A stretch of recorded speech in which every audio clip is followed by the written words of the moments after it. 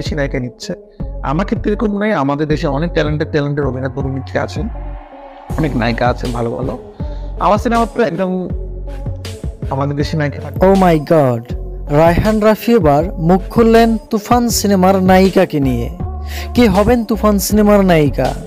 সম্প্রতি একটি ভিডিওতে রায়হান রাফি বলেন, তুফান সিনেমায় থাকবেন দুইটি নায়িকা, একজন বাংলাদেশের আর একজন থাকবেন বাইরের।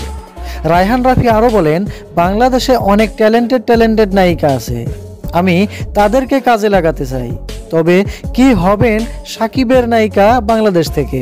রায়হান রাফি বলেন, একটি নতুন মুখ নিয়ে তুফান সিনেমা নির্মাণ করতে যাচ্ছি, সে হতেও পারে ছোট পর্দার নায়িকা।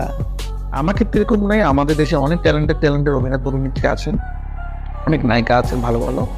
আমার সিনেমা তো একদম আমাদের দেশি নায়িকা থাকবে, একদম বাইরের দেশে নায়িকা থাকবে, কারণ আমাদের গল্পের প্রয়োজনই থাকবে, এবং যেহেতু সিনেমাটা আসলে ইন্ডিয়াতে। সুপ্রিয় দর্শক, তুফান সিনেমাতে ছোট পর্দার কোন নায়িকাকে আপনি দেখতে চান তা কিন্তু কমেন্ট করে জানাতে ভুলবেন না আপনার মন্তব্যটা।